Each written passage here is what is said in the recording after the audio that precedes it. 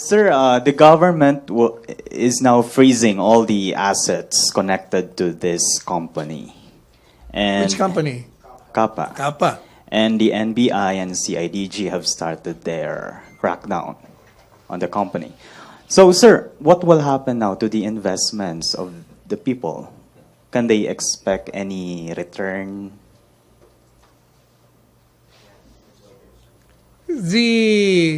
Those defrauded will have to file cases against this owner.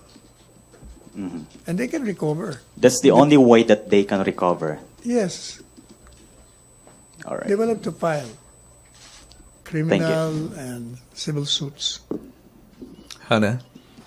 Did you invest there? Sir, good morning. Sir, regarding po doon sa joint memorandum.